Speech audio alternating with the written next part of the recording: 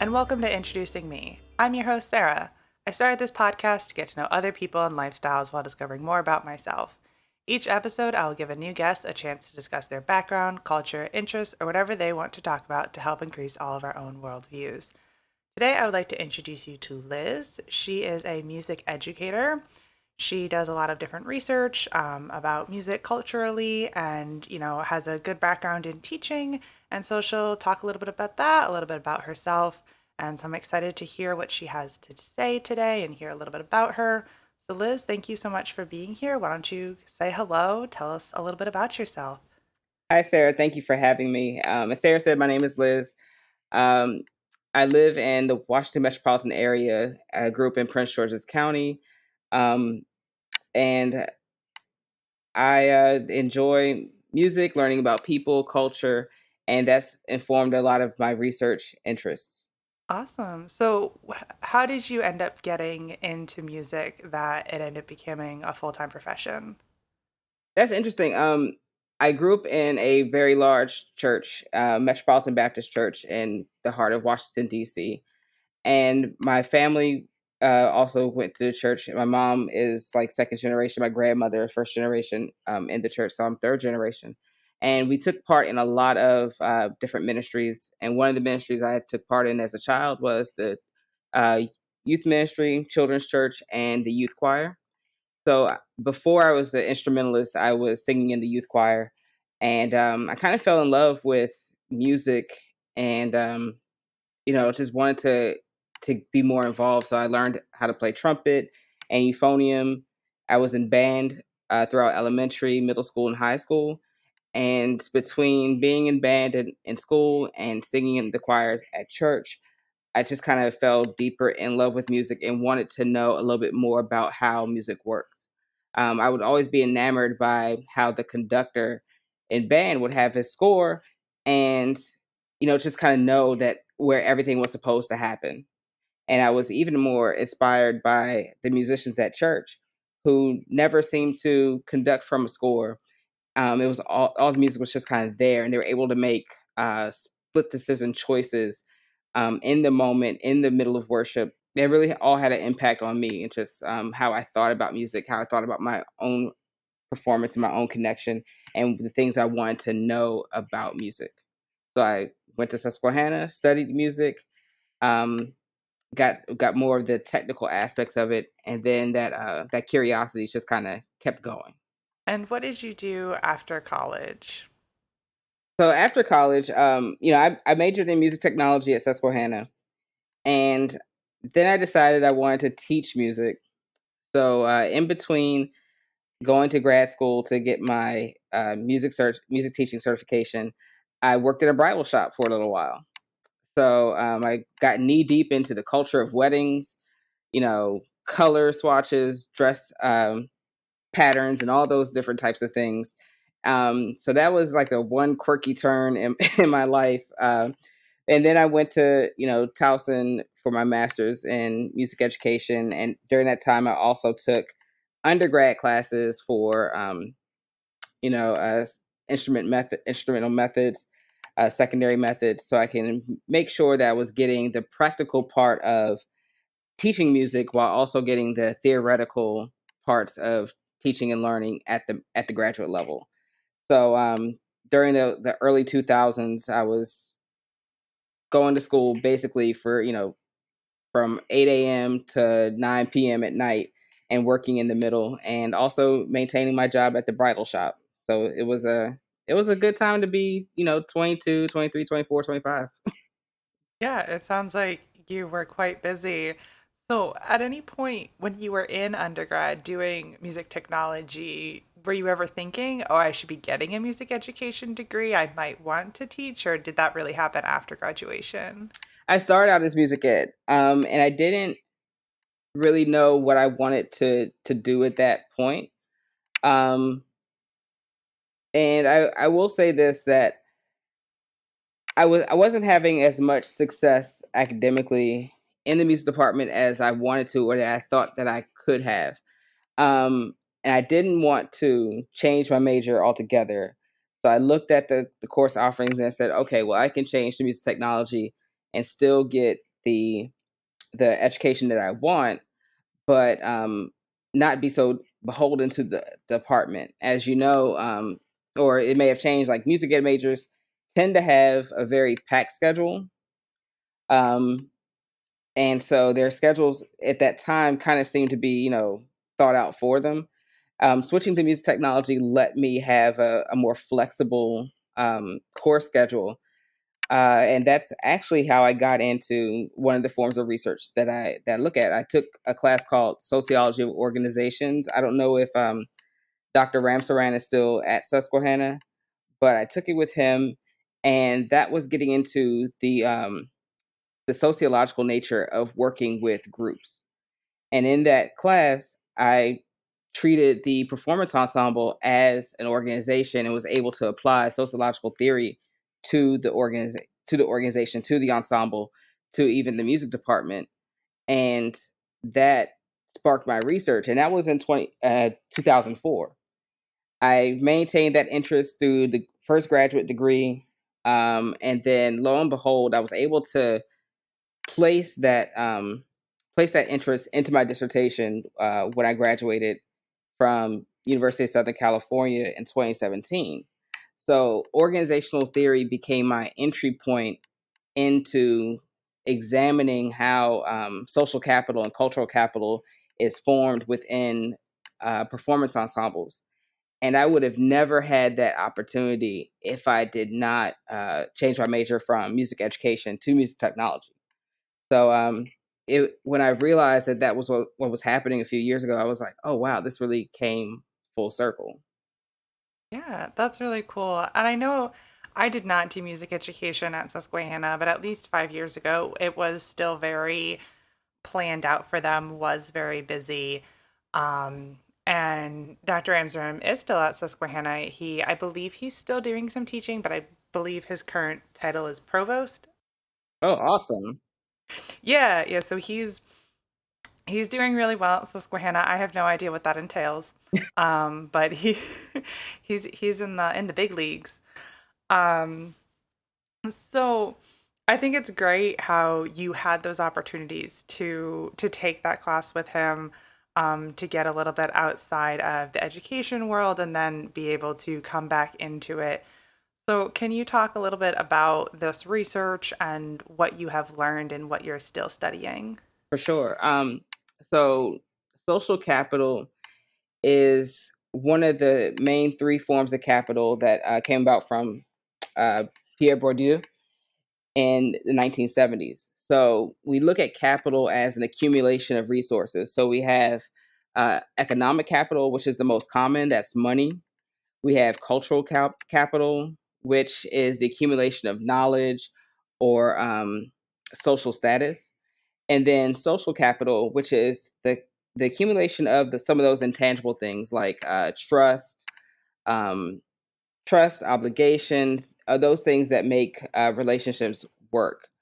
So I decided to study um, essentially what makes a band a family and getting into those social capital markers within a performance ensemble. So I was able to do that research when I was just about maybe 5 years ago at this point, and I was able to kind of see the links between performance ensembles, how we engender trust, obligation, support, and how those things are connected to cultural capital and also economic capital, all within running a secondary performance ensemble. And that led me to different disparities that may be present within performance ensembles and looking at ways that disparities can be alleviated. When I started teaching back in 2007, one of our instrumental music supervisors said that teaching a child an instrument can be the way or the access point for them to go to college. And while I believe that is true, that it opens up an opportunity, but if there are certain markers of cultural capital or social capital and that economic capital that student or that family doesn't possess, even if they go into college with with being able to get into college with learning how to play an instrument, getting scholarships for playing an instrument and ensemble, there may be things within that institution that may prevent the student from being successful, even though they have accumulated a, a substantial amount of wealth. The wealth that's possessed in that institution may be vastly different, and that student may still find themselves at a disadvantage. So, my the next leg of my research looks at social justice and music education.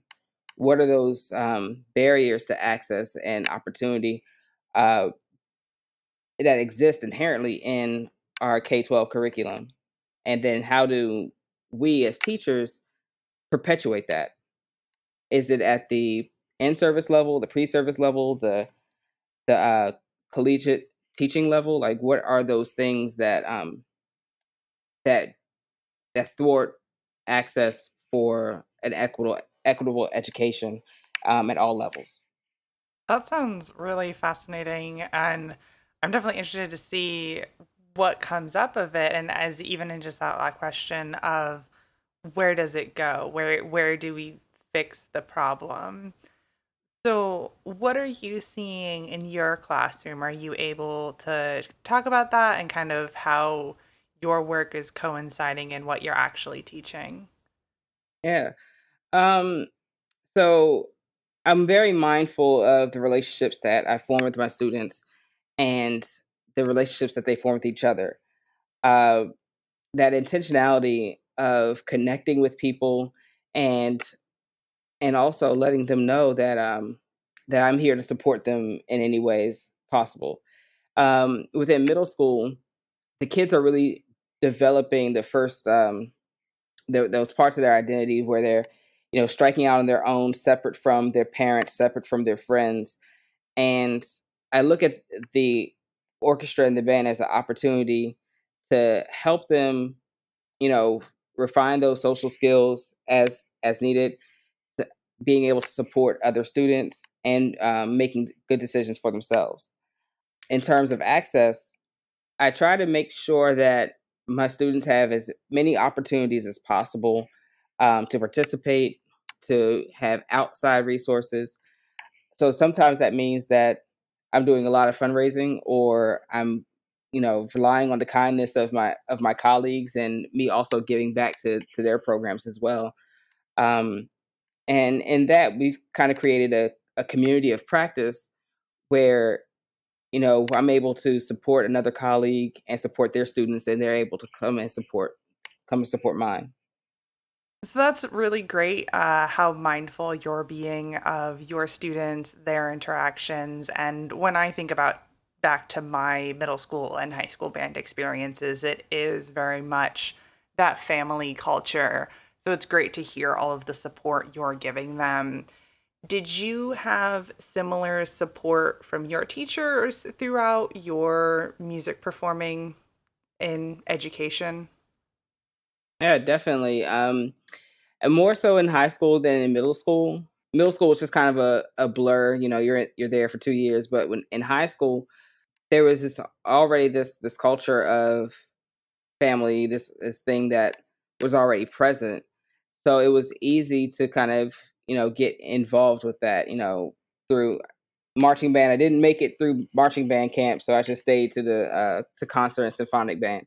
But even being able to be a part of those experiences tangentially and being welcomed into the spaces um, was very important to me. It's interesting how much the band had an impact on the school, even because there are people who I knew their names in high school, but wasn't necessarily like their friend or anything like that. We didn't even have class together. I just knew who they were.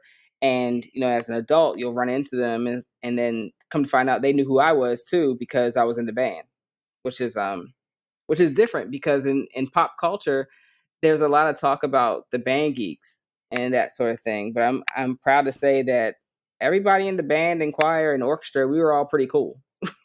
You know, at least that's what I I recognize now because strangers know who we are, that sort of thing. Um, But even still, the band in my high school band is very supportive. My high school director was very supportive. He even came to one of the concerts in Susquehanna. Him and his wife drove to 3 hours and came to my first college concert, which is pretty cool. Um, and I've made some good connections with folks who are 10 or 15 years younger than I am. In 2008, our director was selected to go take a trip to Beijing, performance tour, a pre-Olympic festival, if you will. And he invited alumni. I was a part of that group, as well as current students and folks from his church. So I got to meet all the kids when they were in high school. I met one of my former euphonium students when he was a junior, and now he's teaching in PG County just like I am. Um, so we kind of keep that thing going. You know, we uh, we are supportive of each other, and even though life life kind of pulls you apart, you can still have that shared experience and know that there's at least someone out there that can support you, or that you can lend help to someone if they're in need. And what are your hopes for your program in the future? um I would very much like to have a program that is free to explore music in a way that's organic and authentic to the students. I think that sometimes the curriculum can be a little bit prescriptive. Uh, you know, you know, stateless, perform this music, learn these particular set of skills, and that sort of thing. And although there is a place for that type of prescriptive curricula, I think allowing students to tap into their natural musical abilities and allowing them to develop their own interests within the classroom as a community is even more valuable. So I would love to be able to have a program that prioritizes musical freedom, um, rather than some of those experiences that we tend to have over and over and over again. I tell I tell my colleagues, I said, I grew up in PG County, and now I teach for PG County in secondary school. I said, the educational experience or performance experience is the same. In middle school, we learned some skills, learned a piece, went to festival, got adjudicated, did the same thing in 8th, ninth, 10th, 11th, 12th grade. And then you go and teach, and then that's the schedule. You learn some stuff, you take your kids to festival, you get adjudicated, and then you do the same thing next year. And each year you're trying to, get better, build upon your program. But there are so many things that get left behind. I would really just want to be able to allow the students to experience music and be able to open myself up to new musical experiences through the lens of my students. So that's a very lofty goal, but I think that's a place where music education needs to go. Yeah, and to do the same things over and over and have required lists. Now, are you able to bring in different music and share like diverse composers and different kinds of music with your students? Oh yeah, definitely. I do that through the means of listening. Uh, Either just like some listening assignments. If I heard something that's cool, we'll take a break from performing exercises out of the book, and we'll just listen to something and talk about it. If I can find the score, even better, I'll display it, and then that way the students can kind of see um, how sound is translated onto the page. And it kind of, in middle school, it kind of opens up their eyes and say, "Oh my God, how can somebody play that high? There's a lot of ink on that page. Those notes are really fast." And it's like, yeah, you can do it.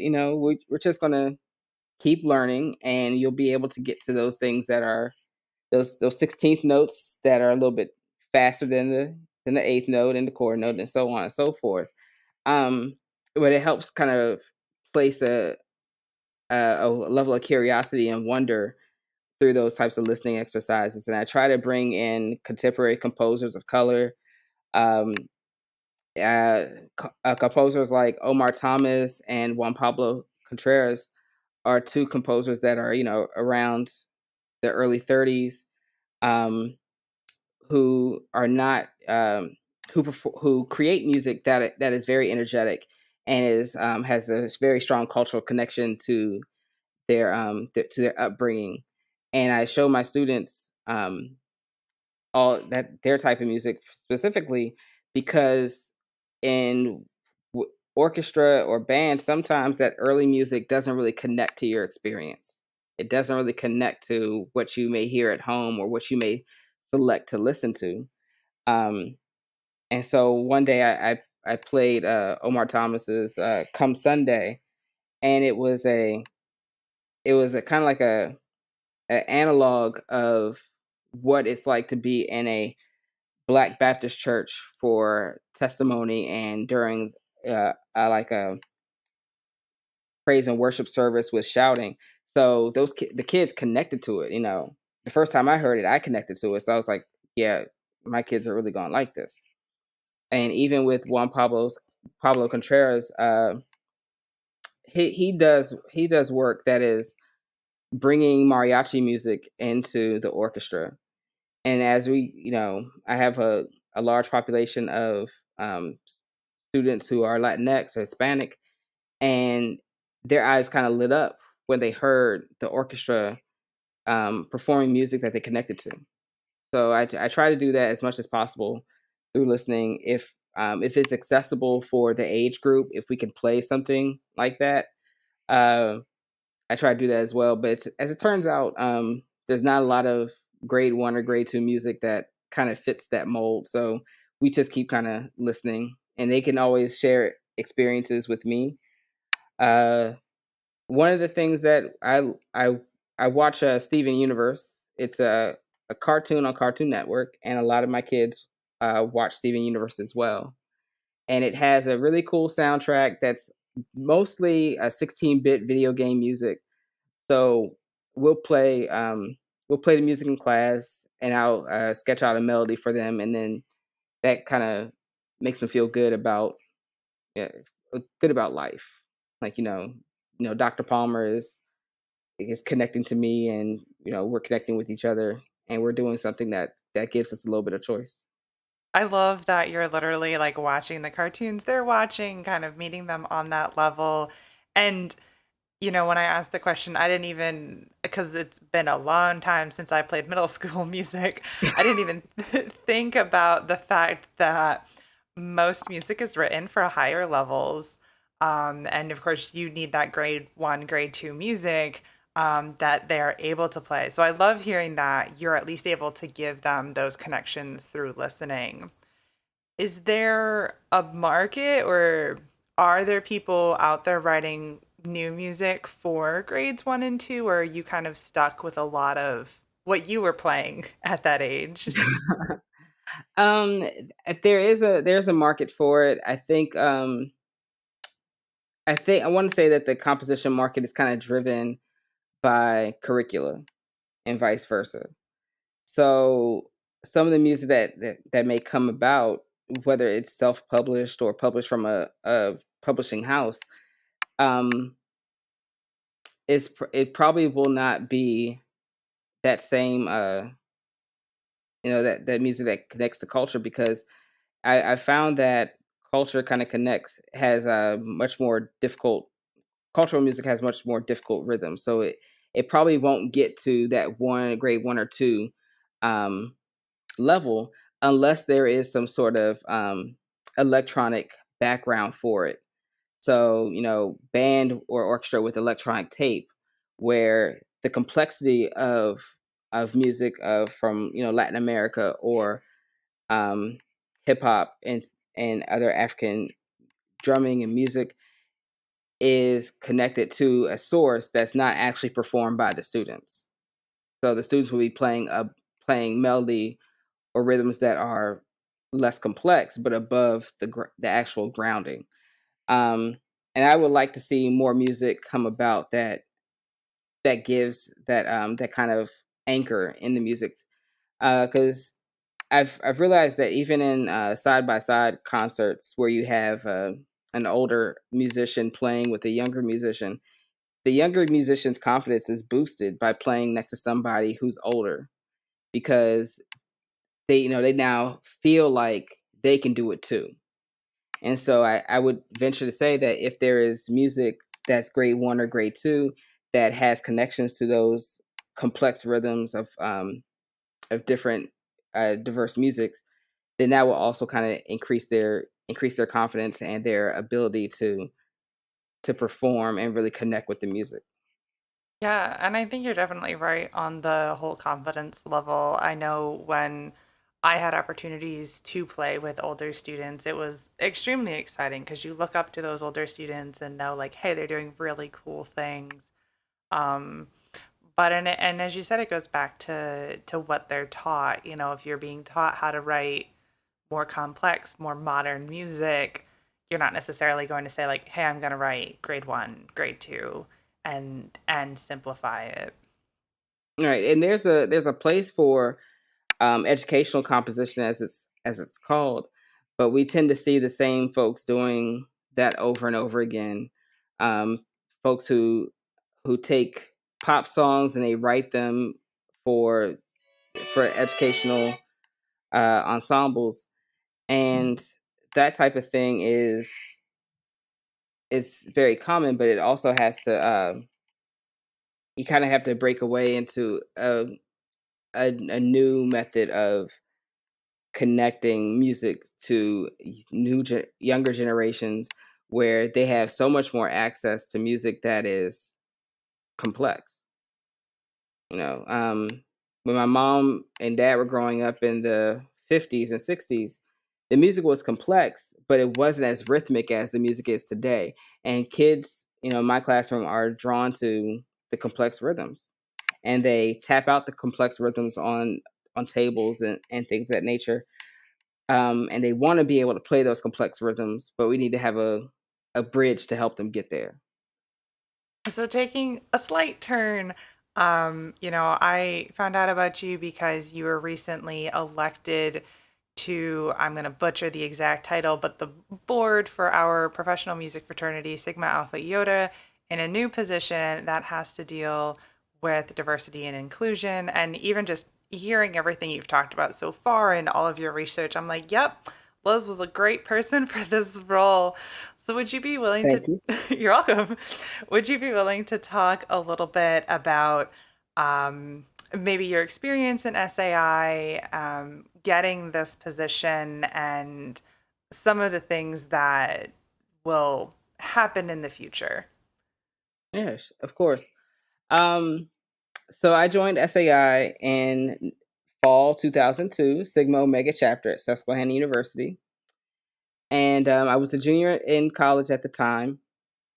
And shortly after that, I was elected president of the chapter. And it was a great opportunity, and I really enjoyed my time serving as president. I got to get to know the sisters in the chapter on a much more intimate level than simply just being a classmate or being someone that we're in, the university band with, or something to that nature. Um, and then, I graduated shortly after becoming president. So I was, president my senior year. Um, and then, I went to grad school in Towson at the time. Did not have a SAI chapter, and I didn't really know much about the Baltimore or the Washington D.C. alumni chapters. Um, so I joined back with SAI shortly after after moving back to Maryland from my doctoral studies. Um, and prior to that, I applied for the doctoral grant and received the doctoral grant for to continue my dissertation research. Then I moved back to Maryland, and I joined the Washington D.C. alumni chapter.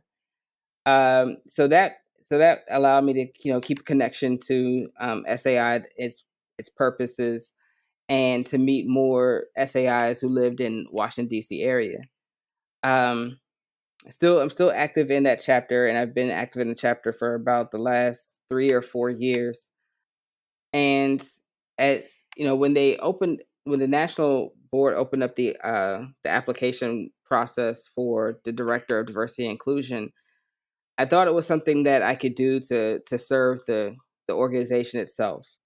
Um, Drawing on my experiences at Susquehanna, my experiences at Taos and USC, the experience of being in an alumni chapter, and kind of seeing where a diversity and inclusion officer could really make an impact on the lives and well-being of SAIs across the country. um, I said, this is something that I want to do. I want to give back, and I want to be able to um, give voice to those who may not feel like they have a voice, or maybe even start some initiatives that can really help bring diversity and inclusion to the forefront and really round out the mission and the vision of our organization. Awesome. And do you, or are you able to speak a little bit about some of those actions that you'll be able to take? Not at the moment, but I do have a lot of ideas. And I think that those ideas would be a good foundation for growth going forward. The way that I'm approaching this new role is going from here to the July 2022 convention.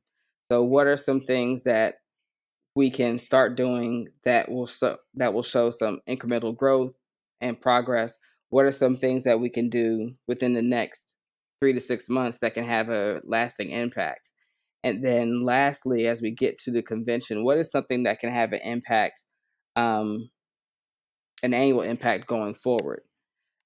So something that I would like to see happen is being able to have some sort of a social justice or diversity and inclusion impact grant, um, that can support chapters who are doing social justice work, whether it be in their communities, in the local school system, or something of that nature. Things that are action oriented. Um, that's an idea that I have, but I don't. But I believe that it's something that can happen. I just don't know how to make it happen yet. So I'm going to say it and will it into existence. And I hope that it's something that can happen. Even if it doesn't happen now, that it's can be something that's on the you know and that can happen in the future. I think one of the best strengths of SAI is that we are community oriented. You know, we have Philanthropies Inc. That goes out into the world and does these great and amazing things. Individual chapters who are having an impact in their community, and I would like to continue that through the lens of social justice, diversity, and inclusion. Awesome. And I'm really excited to see where you're able to take this position and what you're able to do. Of course, a new position at a director level in a national fraternity is going to be probably very overwhelming with so many unknowns. So I'm excited to hear some of your plans, and I'm excited to go to convention next year and see where we've gotten even in just a year. I think there's a lot that can be done, and of course, being on the national board, you'll be able to see beyond just the few chapters that you've already interacted with your personal experiences to see what are other people doing. For sure. I think the one of the coolest things about Greek life is that each chapter, although it is an extension of the national organization, each chapter is informed by its local roots, its community, the school that it's attached to. Um, and I would just love to find out ways that those connections can be celebrated. Whether it's at historically black colleges and universities, or institutions that are serving the Latinx community, like how is culture informing SAI at those places? You know, even at school like Susquehanna, that is, in the central Pennsylvania, Pennsylvania Dutch, there are going to be some traditions that may not occur in New York City or occur in DC or even the Southwest. So it'll be good to bring those identities to the forefront and kind of celebrate the vast diversity that the SAI chapters have within themselves. Definitely. Yeah. I feel like I've only just gotten into in the past like year or two learning about music that is not traditionally taught or whatever it may be. And there are opportunities, and if it can even happen at the organizational level with SAI, I think that's a great opportunity. Um, because we are music focused, we are a professional organization. At Susquehanna we are like next to the Greek organizations, but because we're not social, it's a little bit separate. Right. um, so it's interesting, and even just attending province days and hearing from different chapters, so it'll be exciting to see what happens. Yeah. So much of this position is going to be about casting the net and see what comes back, because it is the I am originating the role, and kind of setting an agenda. Um, you just gotta see what happens. And I hope that whatever happens is effective and impactful, and at the and at the very least, it helps people in our organization feel seen and heard and cared for. So one of the other things that you are doing and you are in charge of is a nonprofit that helps with various things in music for students, educators. So I think that that's super exciting with all of the other things that you're doing. So would you be able to talk a little bit about that nonprofit? Sure. Modern Maestro Inc. is a nonprofit that is dedicated to supporting professional development, enrichment opportunities for students, as well as providing some fiscal sponsorship for booster programs in uh, in secondary schools. So within the nonprofit, I started out wanting to just be a resource and support teachers, support students in the local community. So we've been around for about 4 or 5 years, um, and every so often we'll put out an opportunity for professional development. Um, Before the pandemic, I was able to host a good friend of mine, Andrew Harrison, who is a um, professor of saxophone at St. Antonio College in California, and he did a very great professional development with two local high schools saxophone ensembles. They performed with him, and then he actually gave a little bit of information about best practices for playing saxophone. So talking a little bit about articulation, reed selection, and things of that nature. And it went over very well with the guests who were there. The teachers that came were able to get a professional development certificate to go towards their annual professional development requirements as needed. And yeah, I think it had a really great impact on the community. So I look forward to doing those types of those programs and events, as well as helping ensembles and programs get the materials and the resources that they need to be successful. Great. And is this something that's more specifically local to your area, or are you able to welcome people outside of the Baltimore DC area? I keep it local to my area just because it's a very small operation. But if there are other people who need support and reach out, I'll do what I can to support them and look into ways that they can be supported from a distance if that's what's required. Great. And I always, with organizations like that, there's always good resources to even then take back to your own networks, and I'm sure sharing different things on what you can and can't do. And I think it's great that you are clearly really supporting your area and your students and your fellow peers. And I love all of that you've been able to share. Thank you. Thank you. I also got a donation of 5 instruments, so 3 violins and 2 trumpets that looking to get refurbished and give those out to those to students who need them or programs that need them to loan out to students in their community. So I accept donations of, instruments and cash donations that could be put back into the community, and it comes with a nice little tax write off for those who donate. Now, I'm not sure I have other specific questions. I'm sure there's more that we could touch on. So, what else would you like to share with the listeners? Uh, a little bit of a not quirky, but I'm a sucker for those pet videos where the dogs and the cats get along very well. They're super cute, and it reminds me of my own pets that I had growing up. Nothing like the Tom and Jerry situation where the mouse and the cat didn't get along, and the pit bull came in and was terrorizing the cat.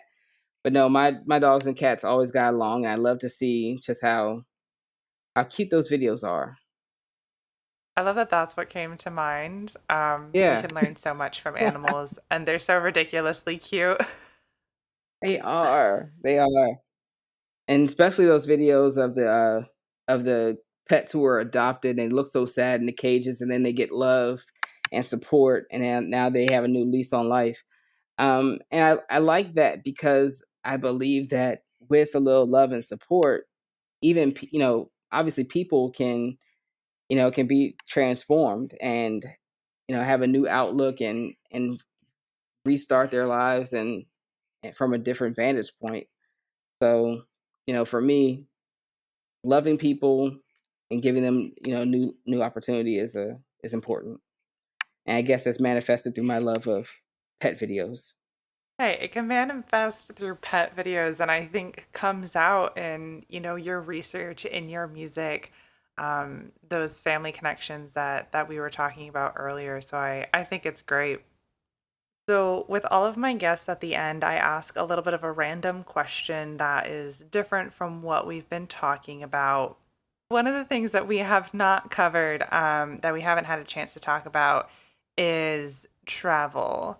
So, my question for you is, where are you looking forward to traveling in the future? You came back to where you grew up. You're teaching in your home district. So, I'm curious to know, where will you go in the future? You know, since we're in the middle of the pandemic, I realized that I never took as many vacations as I should have. Um, and I've been dreaming about where I want to go for almost a year now, right? I would like to go to some sort of beach resort situation.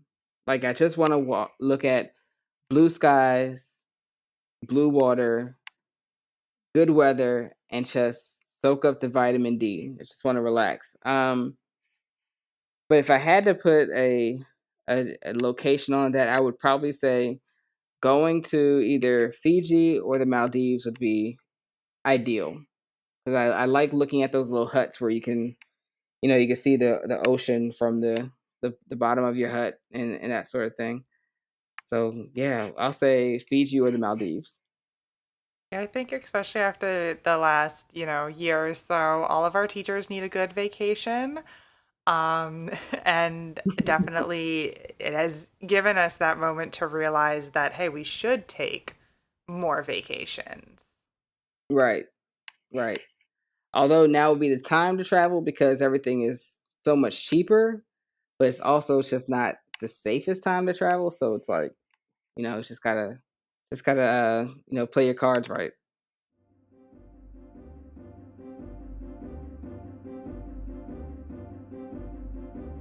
All right, that brings this episode to a close. I will be leaving a link to the Facebook page of Modern Maestro, which is the nonprofit that Liz runs and mentioned a little bit earlier. So definitely go give that page a like and see what she's got going on there. I'm sure, you'll find some great resources, and I'm excited to share that resource with my listeners.